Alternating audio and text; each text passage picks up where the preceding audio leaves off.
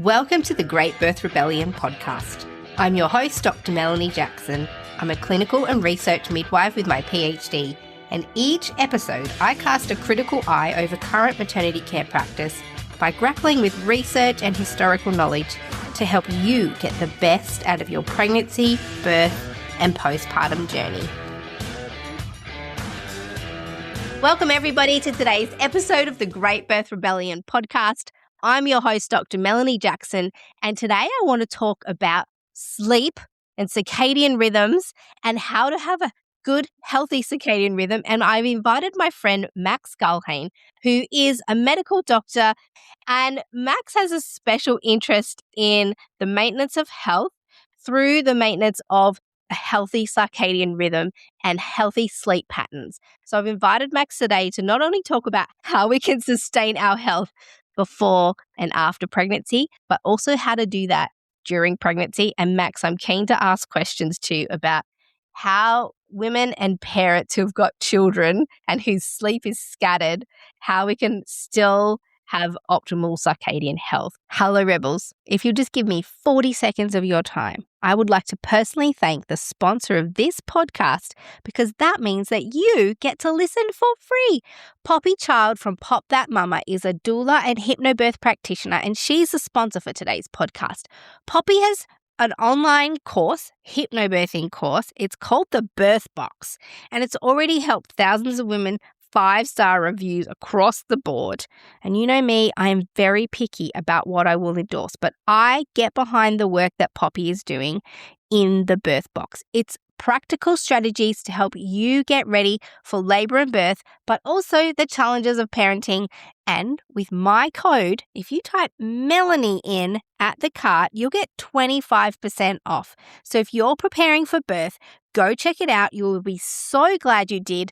The link is in the show notes. Type Melanie at the cart and get 25% off. Thank you, Poppy, for sponsoring this podcast so that everybody else gets to listen completely free.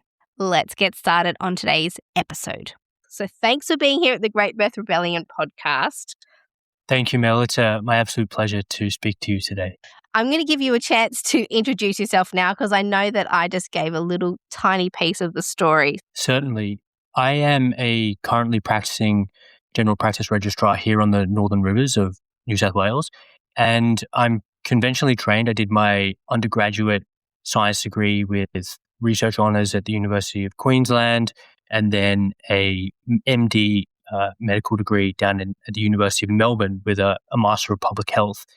And I worked as a junior doctor and into family medicine training, but had my own parallel patient journey where I had experience of, I guess you could say, an inadequate attempt or an adequate way that mainstream medicine or treatment protocols were able to help me. And my particular condition was acne, and I had a progressive experience with acne treatments and found that it wasn't treating the root cause of my problem.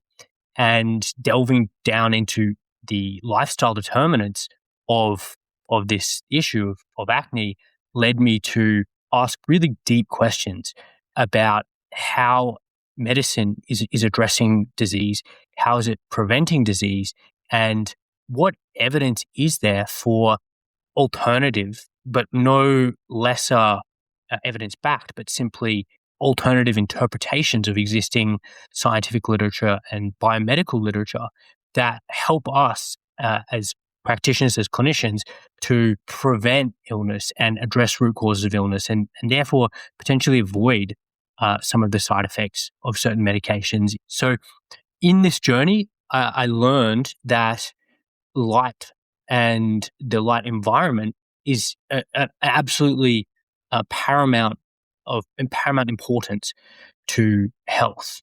Essentially, what is happening here is that our sun, it's a star, and it emits starlight. This starlight traverses the distance of space and it hits planet Earth. That sunlight gets filtered by our ozone layer, and what we're left with standing on Earth is essentially energy, and it's free energy. but the energy goes away on a 24-hour cycle as the Earth spins.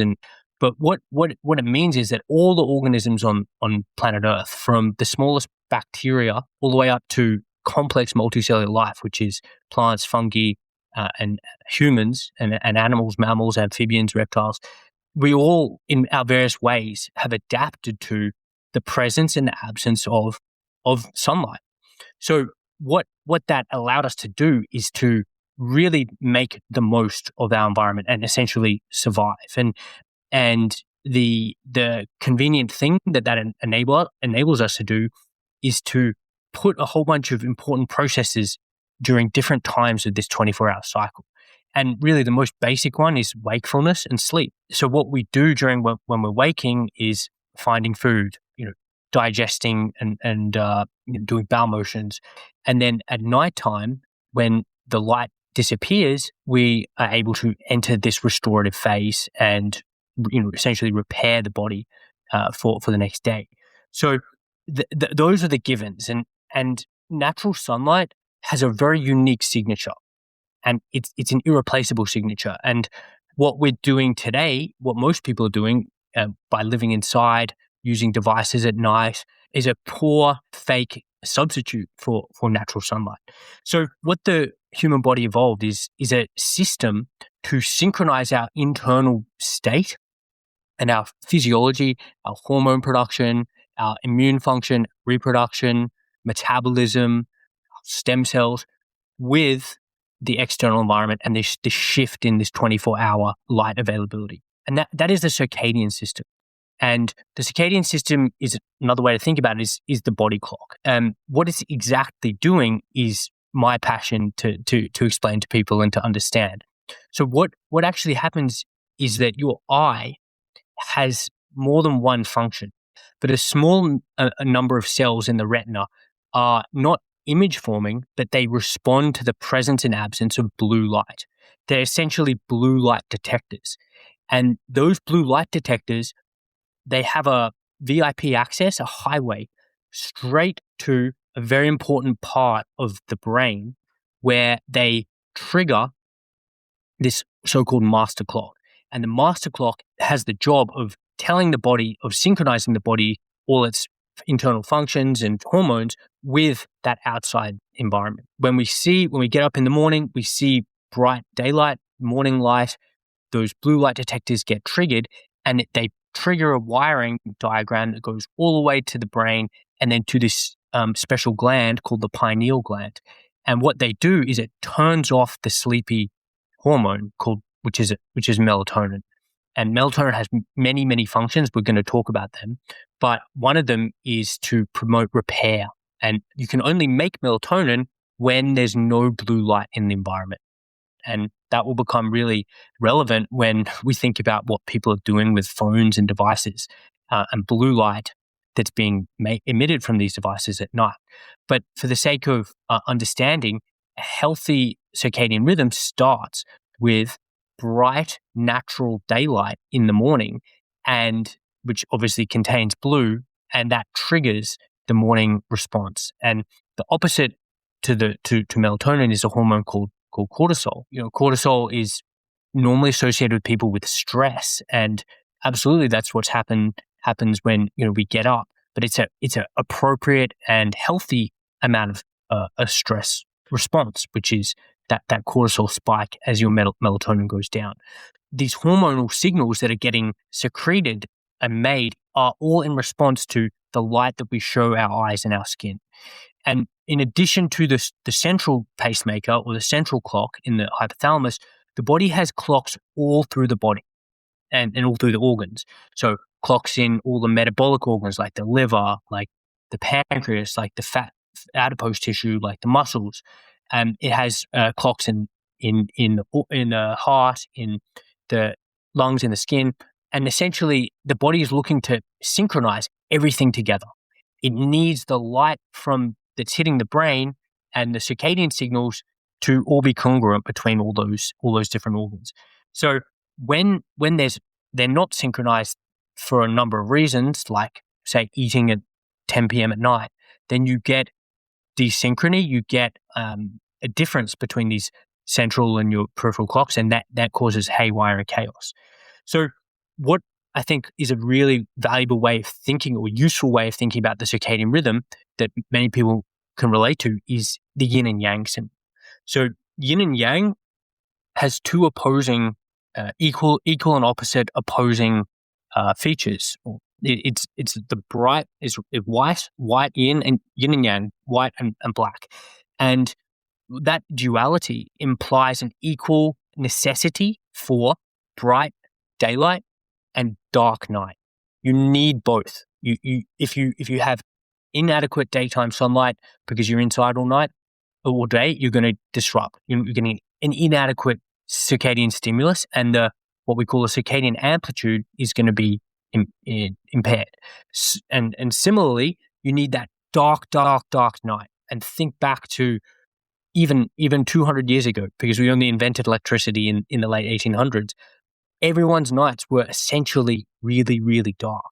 And there's a huge discrepancy in the lux, which is the brightness, between natural daylight, which can be up to 100,000 lux, and nocturnal true darkness, which is just moonlight and starlight. Can be as dark as 0.001 lux. So we're talking massive orders of magnitude in different of brightness intensity.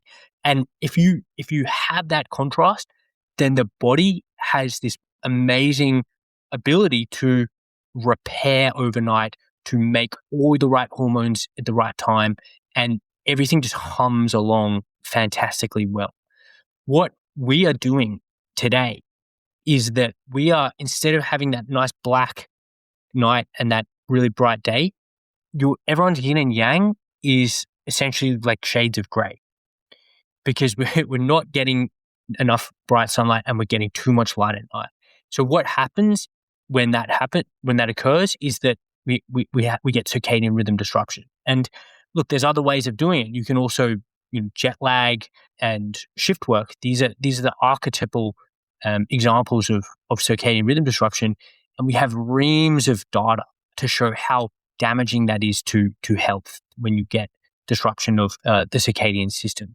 So the really basic approach that I try and advise people to prevent chronic disease, to optimize health, optimize hormonal function, and we're going to talk about as this relates to pregnancy and reproduction, is that we need to reestablish and be extremely diligent and intentional about our light choices, because this isn't simply a convenient thing to do. This is a fundamental biological need. We can't step outside of those physiological blueprint that we've made, and if we do, we're going to get sick. I'm going to give a lay person's, because I know a little bit. I know that we need to protect our circadian rhythm and that it's somehow attached to hormonal regulation and our general health. So what you're saying is the human body needs, as basic building blocks of health, in the same ways we need to breathe in and breathe out, we need a clear day of light and a clear segmented time of complete darkness and night in order for our body systems and our body clocks to work efficiently. And our eyes, the function of our eyes is to detect how bright the light is and how dark the light is. And the bright morning light and the daylight has blue light, which is what helps to set and regulate our internal body clock. And we get that from the sun, but it can also be got from internal lighting, external lighting. Screens also emit blue light. If we have too much blue light, that can throw out our circadian rhythm, particularly if we're exposed to blue light at a time where it's supposed to be dark. Because the dark time is a time of regeneration and rest and recovery, so that we can function optimally during the light time. Amazing summary. Okay. Fantastic. Okay, because that's what I got from your conversation, from that explanation. So that's excellent, because what that is saying is that all of us, pregnant or not, our bodies are fundamentally set to receive light and dark at certain times, and we need a certain amount of it. And as you alluded to, there's elements of our modern lifestyle that's messing with our circadian rhythms. So can you talk next about, because something that women's bodies are incredibly governed by are our cyclical hormones that take us through our reproductive cycles, our menstrual cycles, our pregnancies. We rely on hormones for breastfeeding and pretty much everything. I'm sure men do too, but the topic of today is women's bodies. You said that melatonin is really important in the circadian rhythm, which is high at night. So the melatonin gets triggered by the blue light dropping, I assume. Yep, Max is nodding. So less blue light triggers melatonin. And then we're obviously given cortisol in the morning when the sun comes up, because that's kind of like our body going, right, time for action, get moving. This is our active time. This is where we do things in the light. And then the cortisol drops and melatonin increases and we get all drowsy and dopey for the nighttime. What other hormones are reliant upon a healthy circadian rhythm, and what happens to us as women when we don't have our circadian rhythm in balance? That's a very good question. So, and that what the circadian rhythm refers specifically to is a 24-hour rhythm.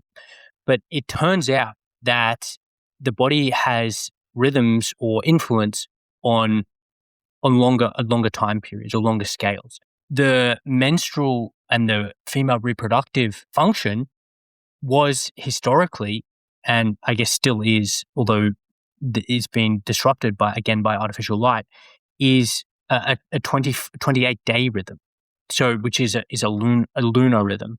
And there was a recent study published, I believe it was in Science, that was examining how, relating to the 28-day cycle, and again, female reproductive function linking to a normal lunar night, or night with just moonlight. And obviously the phases of the moon across 28 days, that varies in the brightness of that. So you would imagine that in our ancestral past, that differing amount of moonlight that we would have been exposed to across every month was being received by the female body to ensure regular ovulation, regular menstrual cycle. Interestingly, if we look at non-vertebral species, particularly corals, their spawning cycles are robustly entrained by lunar rhythms rather than circadian rhythms. So,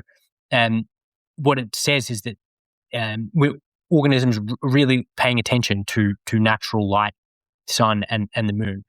What's gone wrong is that when we fill the night with light pollution, cities, etc., then this is potentially interfering with that messages. And it's an open question, and I think probably highly individual, to what extent one person's or one woman's menstrual cycle might be disrupted or contributed to by light pollution. But definitely, on average, the light that people are receiving through their phone is nothing like, both in brightness but also in spectrum, the nocturnal light signals that we were supposed to receive, which were extremely subtle.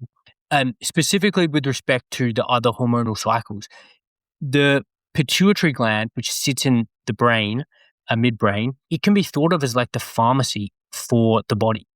And it makes and coordinates all these, what we call endocrine axes. So people might have heard of the hypothalamic pituitary adrenal axis, the hypothalamic pituitary gonadal or ovarian axis.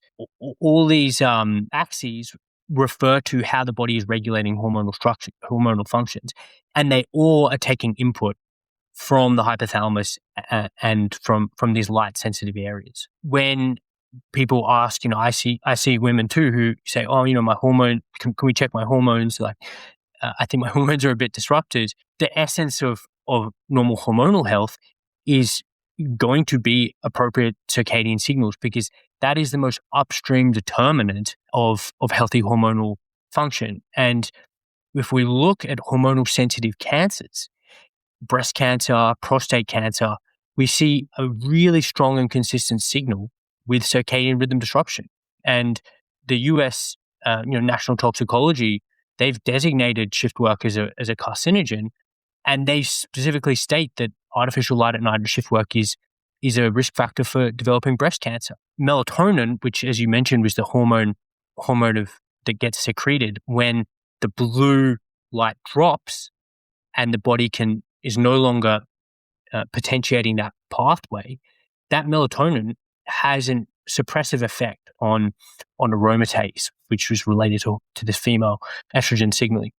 So there's lots of ways to disrupt hormones in this day and age, and sure, things like environmental endocrine disrupting compounds are not helping. But fundamentally, normal hormonal health, normal ovarian function, and placental function, because the placenta is also regulated by circadian function, it's coming back to getting that bright morning daylight and getting nocturnal darkness so that melatonin, cortisol, and circadian function can operate properly.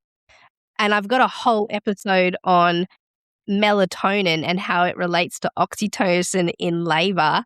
And what we know about melatonin too, for those who have not heard this before, when they had a look at the impact of melatonin on oxytocin, which is what starts and continues labor along, melatonin potentiates the activity of oxytocin by 100. So this makes total sense as to why women would go more likely to go into labor at nighttime because of the high melatonin state, but also why women have the experience of their labor slowing down when they arrive in hospitals, which are full of fluorescent lights and they're full of blue light at every time of the day. So when women go in and they're laboring and they're trying to make sure that their oxytocin system is working well, all of a sudden the melatonin levels are dropping because of their nighttime exposure to blue light.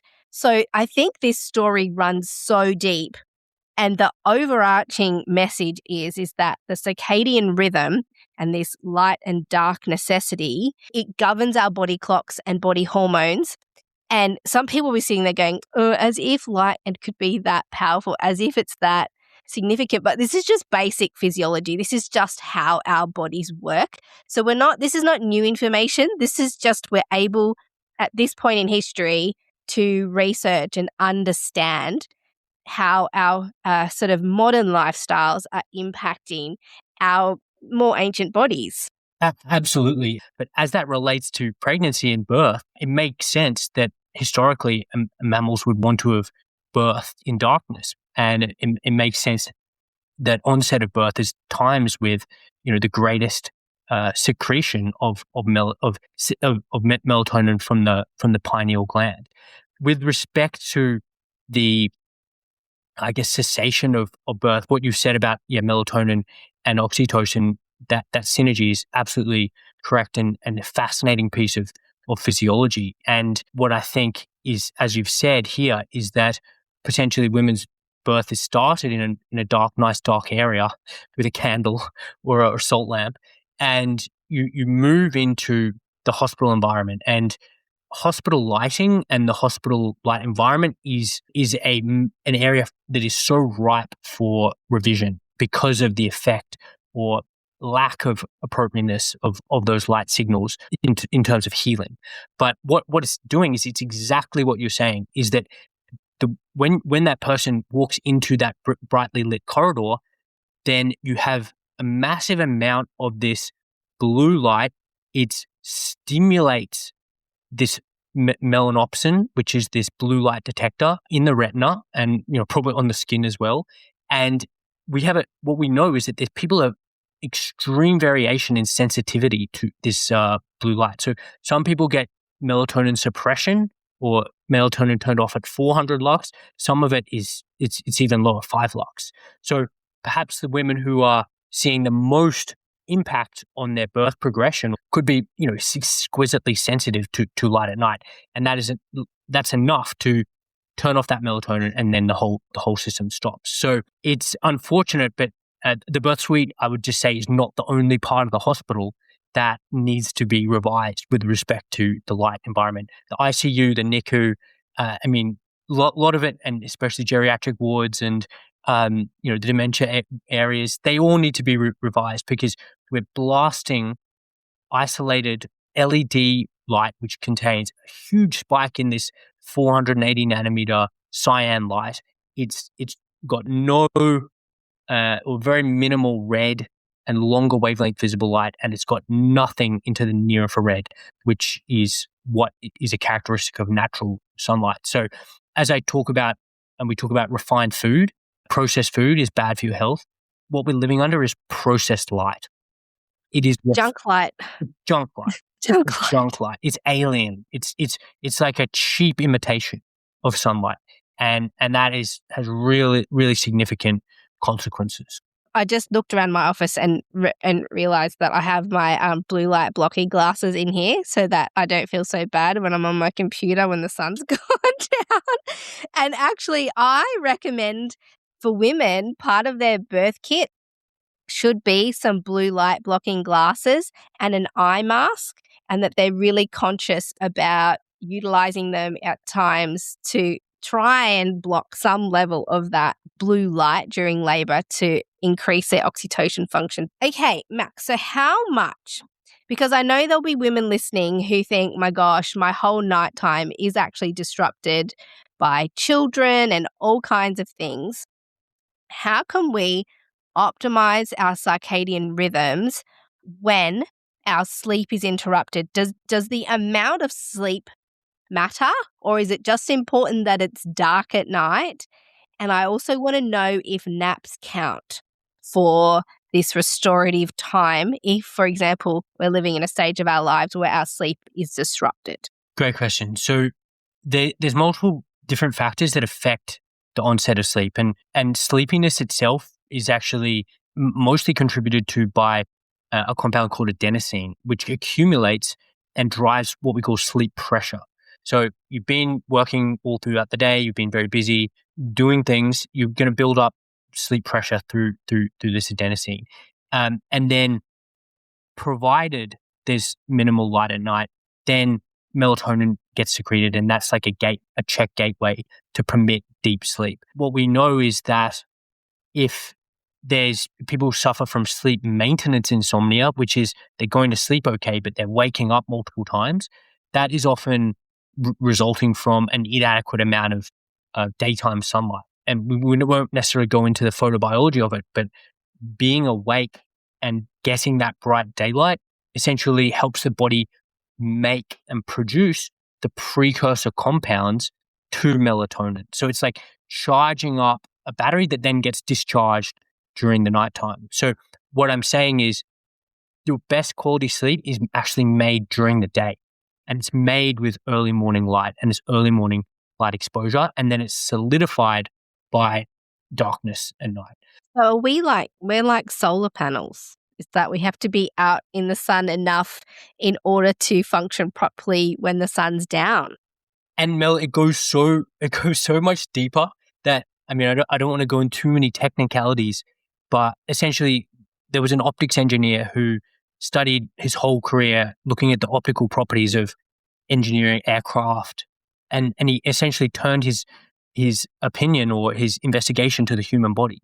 And what he essentially learned was that there are these massive number of anatomical nuances in the design of our body that are optimized to concentrate a specific part of the solar spectrum in the near infrared, which is near infrared is beyond red. So we can't even see it. And that's something we'll talk about next episode, which is when we talk about natural sunlight. Is visible light is a narrow spectrum, but beyond visible, we're getting a whole bunch of light nutrients that we can't even see. But it turns out that the body, particularly the cerebrospinal fluid in the spinal column, the gyri and the sulci, the grooves of the brain, and even the uterus have been optimized to essentially harvest and collect these near infrared photons, which are able to induce an antioxidant effect in the body. And when you learn about what melatonin's doing in pregnancy, it's acting as an antioxidant. And before it was a signal of darkness in the human circadian circulatory system through the pineal gland, it was it was a antioxidant in primitive bacteria. So it's still having that effect because it has multiple roles. So what that near-infrared light is doing is that's actually bathing the fetus in a sphere of near-infrared when we're outside. And we'll talk about that more. The body has these anatomical adaptations to be essentially solar collectors. What we have to do is just to be smart about the light that we show ourselves, and we have to obviously be appropriate in the amount of light, especially the amount of short wavelength light, which is in the ultraviolet, depending on our skin type, our ancestry, and what part of the world, what latitude we live in. So should parents then, for who are thinking, oh my gosh, my night times are so disrupted, is the first step, instead of thinking, gosh, how can I fix my nighttime waking? First step is get enough light exposure during the day and then try and optimize the nighttime environment with things like we have little lamps that we turn on at night that don't emit any blue light. So they glow orange essentially, and then you can put your blue light blocking glasses on for extra measure. But if you're waking at night, one way of making sure your melatonin's not too disrupted could be, especially if you're waking to children or a baby, is to have a lamp or some lighting that doesn't emit blue light as a starting point. If parents are calculating their hours of sleep, how many hours of sleep are optimum from a scientific perspective? We all know that we might not be getting enough of those in some stages of our lives, but what is an optimum amount of sleep? In terms of what people can do immediately, cultivating a dark night is probably the first thing before we change our routine to get morning light. Both of them are equally important, but if we're talking about the average person who's just trying to start making changes with respect to their light habits, then absolutely what we need to do first is start creating some intentional nocturnal darkness. So what does that look like? Most people have LED downlights in their kitchen, in their rooms, all around them. So the first step is when the sun goes down, you don't turn on LED downlights, because it turns out that it's not only the presence of blue light, but it's also the position of the light hitting the retina that can have a stimulatory effect. Because the only time we had overhead light in our ancestral history was the sun and at noon. And the most LED lighting, they are in what we call it's a extremely high color temperature, meaning that it's corresponding to noonday. So we don't need to go too much more into technicals to understand that that's a disrupting signal. So the first thing I would advise people is to turn off overhead lighting. Next, use dim lighting, the least amount that you need to get what you need done. So in our kitchen, we have one lamp that goes on in the evening, and that's sufficient light to prepare or finish anything else that we're doing during the day.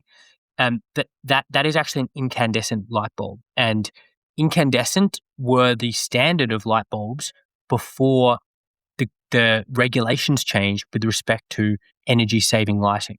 And why is an incandescent better? Well, essentially, the incandescent bulb uses electricity to heat up a filament.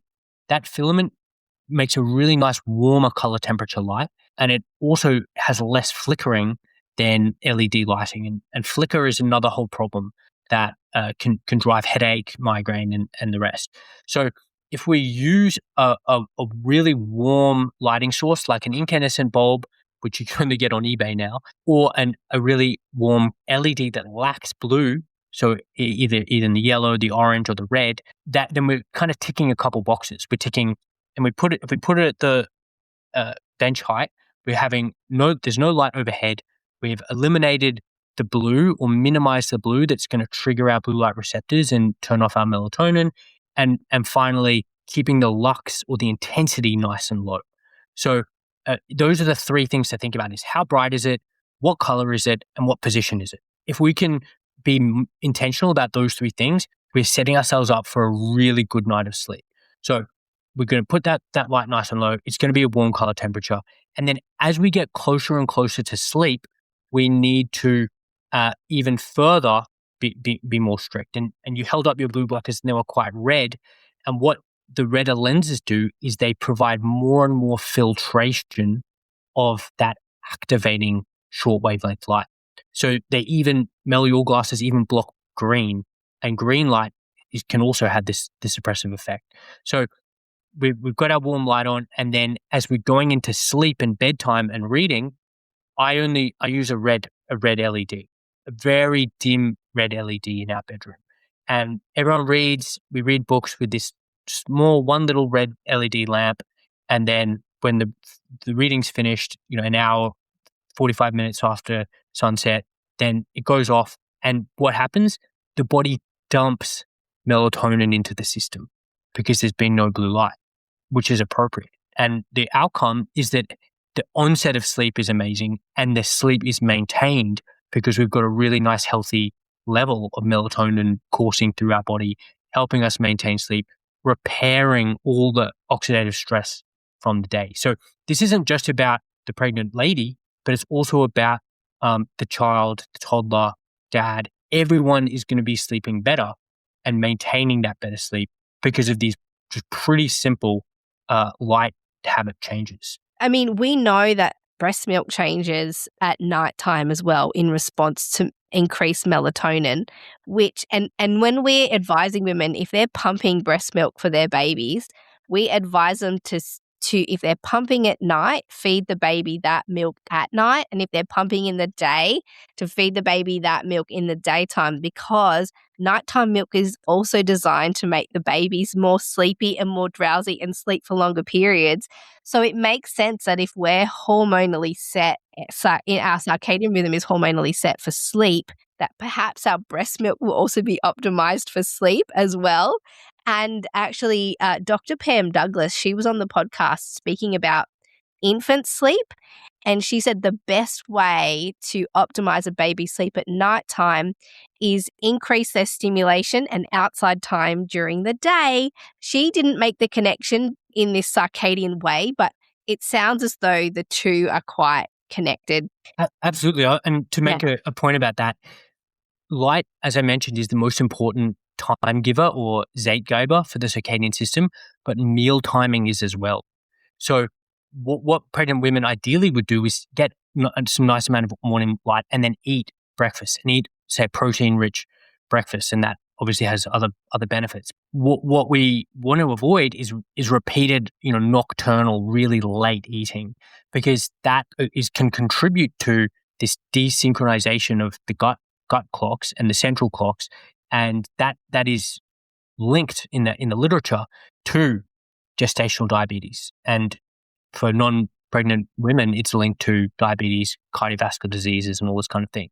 So nocturnal eating is something that we want to avoid because of the importance of meal timing for circadian function. But as you really interestingly made the point, is that the infant, before it gets born, the baby is getting these melatonin cortisol cues from the mother.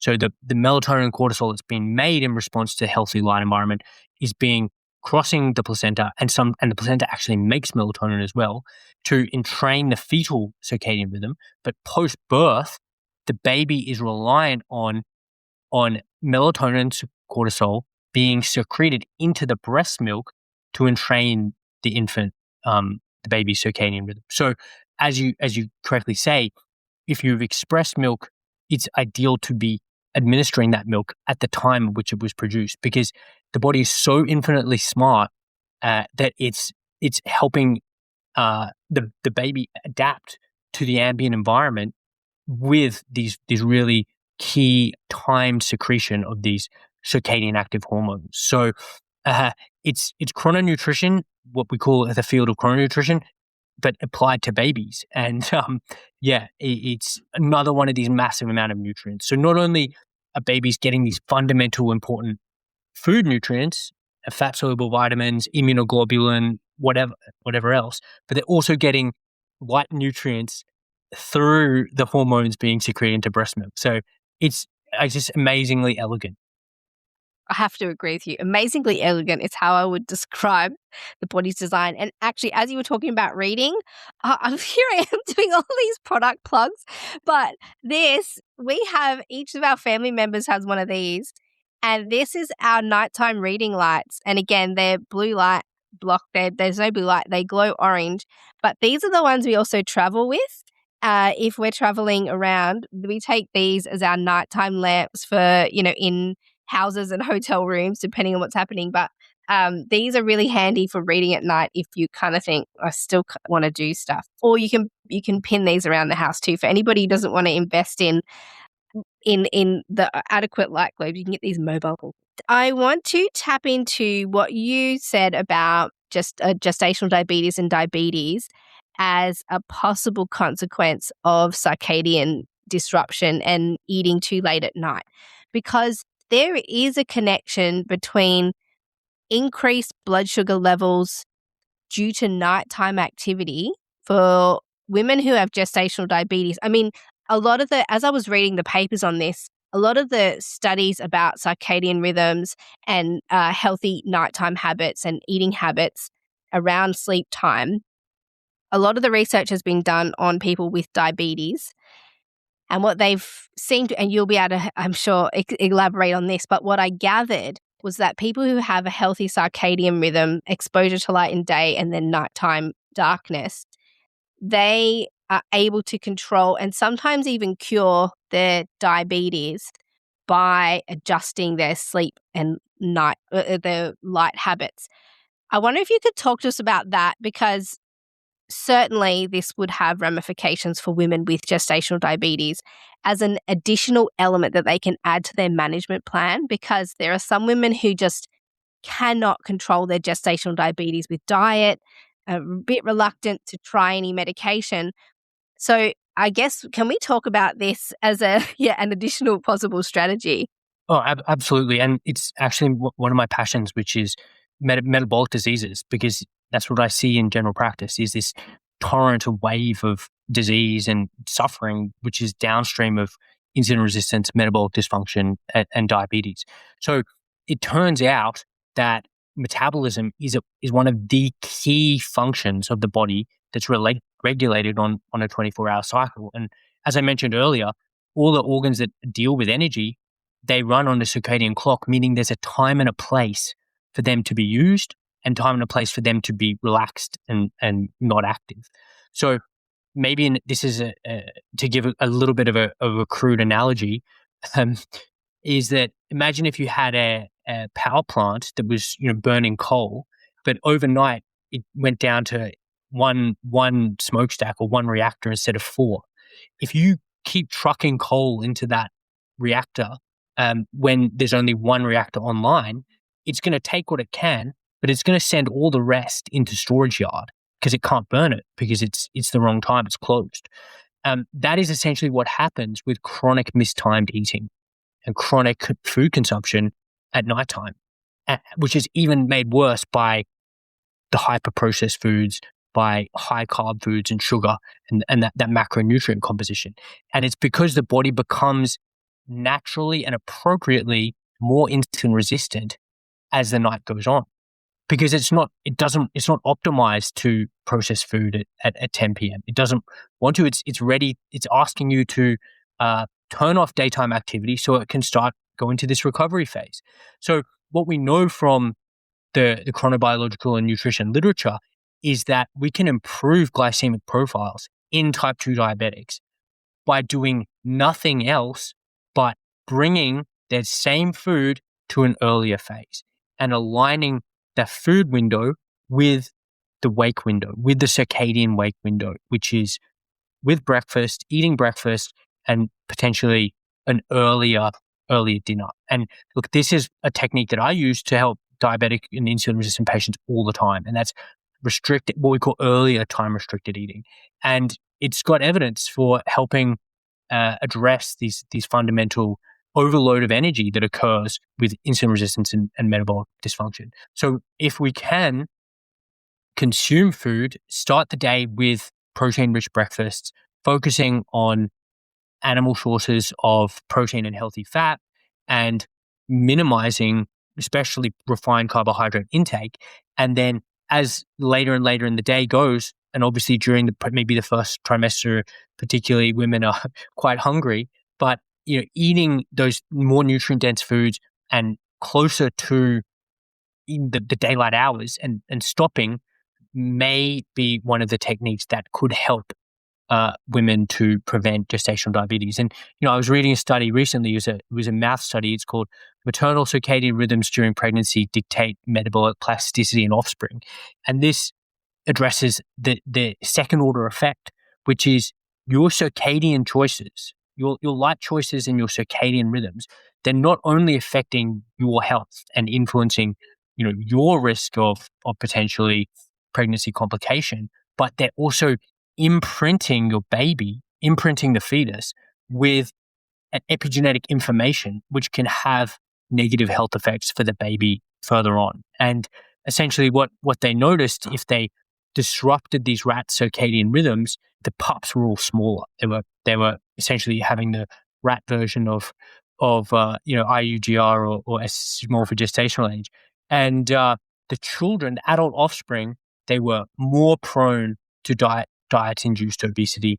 They had displayed higher food intake. They were, more leptin resistant, which relates to their ability to regulate food and energy intake. So to make it really real is that if someone's up at 11 p.m. holding an iPad, blasting their eyes with this blue light, then this is probably not going to be a great thing, because it's affecting not only the maternal circadian rhythm and suppressing maternal melatonin, but also causing this similar disruption to the fetus, to the baby, with probable effects not only on her glycemic profile, but the babies later on in life. Mm-hmm. In terms of the pathophysiology of gestational diabetes, that's a kind of physiological insulin resistance that happens to our bodies. And for some women that are prone, that'll tip into a gestational diabetic state. So what you're saying, if women eat during the daylight hours, when our body is expecting to function and be high activity, that's the time to eat. And then at night time, we go into a kind of naturally insulin resistant state. So any food that's going in is not being processed, or at the very worst, it's being put away as adipose tissue, or actively increasing our blood sugar levels overnight. And our body doesn't have the capacity to reduce our blood sugar level overnight because it's in this normal state of insulin resistance. And for those listening, actually, when we diagnose gestational diabetes, a key factor for treatment is usually the woman's blood sugar level upon waking. For women who have uncontrolled diabetes, the one that they have the most trouble controlling is not usually the daytime blood sugar levels. It's the morning waking, the fasting blood sugar level is what becomes high. And so, Max, it sounds like what you're saying is we could potentially solve that problem with just changing the time of day that women are eating and enhancing the function of their circadian rhythm as an additional option. So if you're out there and you think, I'm doing all the normal diet stuff, I'm exercising, the missing piece could be managing your circadian rhythm and not eating at nighttime.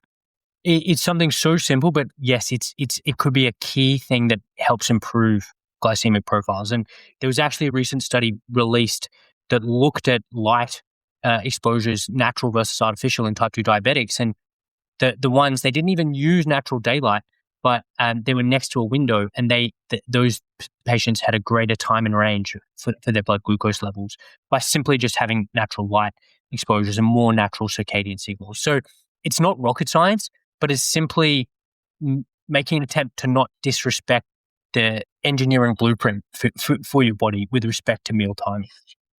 And I absolutely agree. Yeah. So basically what we need people to know is that your body has a natural circadian cycle that is triggered by your eyes' exposure to blue light.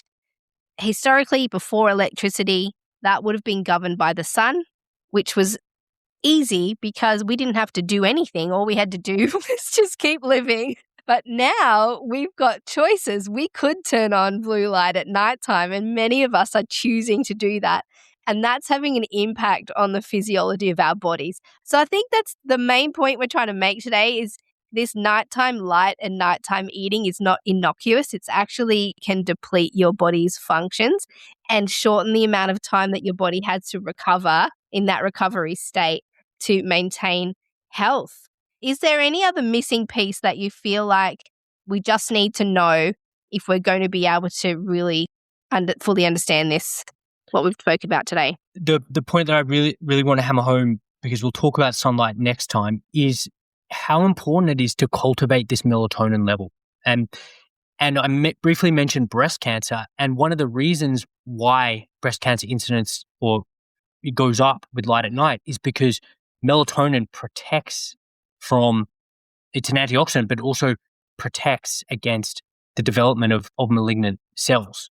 So everything that we can do in this day and age to cultivate a high melatonin level, we're going to be ensuring that we're repairing adequately. And what that repair translates to is actually longevity, because the inability for your body to repair chronically is going to lead to accelerated aging.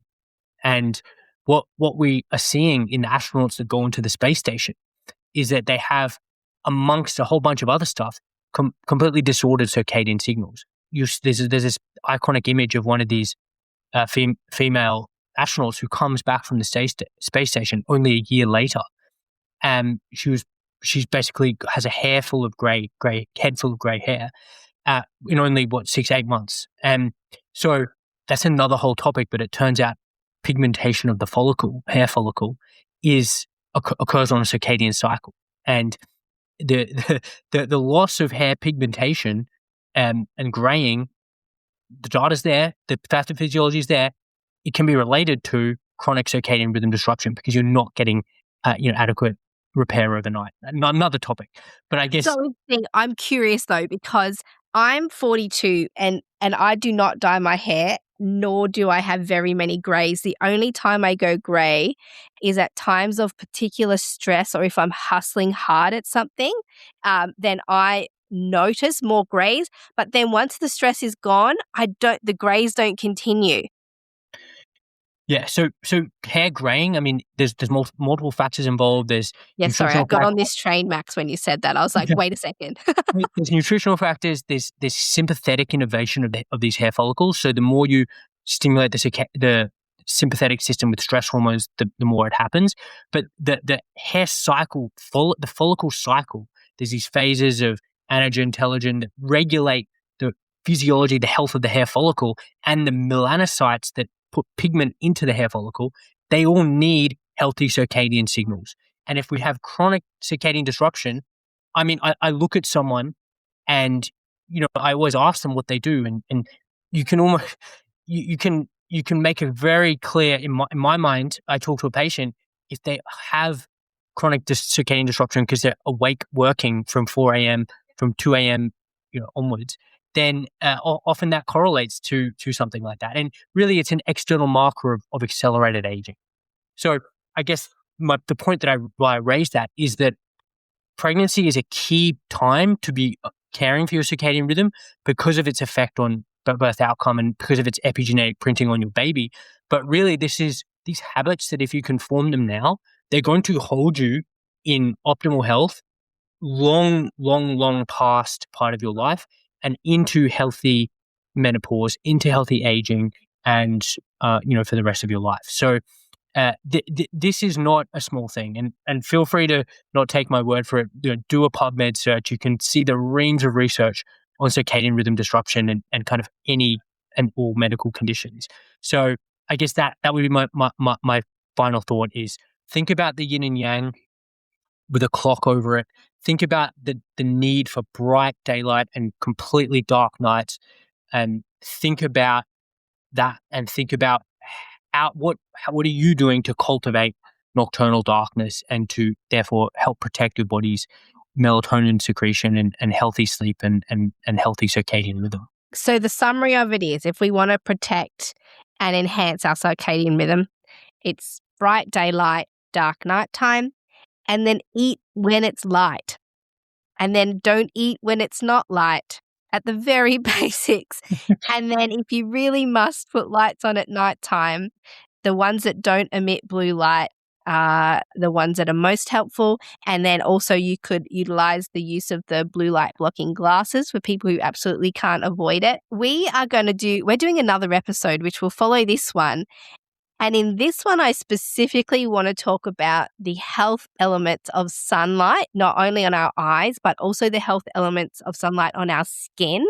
So hang around, guys, for next week's episode. Max will be back where we're going to talk about the health impacts of sunlight. Thanks so much for your time, Max. We will see you in the next episode of the Great Birth Rebellion podcast. To get access to the resources for each podcast episode, join the mailing list at melaniethemidwife.com. And to support the work of this podcast, wear the rebellion in the form of clothing and other merch at thegreatbirthrebellion.com. Follow me, Mel, at Melanie the Midwife on socials, and the show at The Great Birth Rebellion. All the details are in the show notes.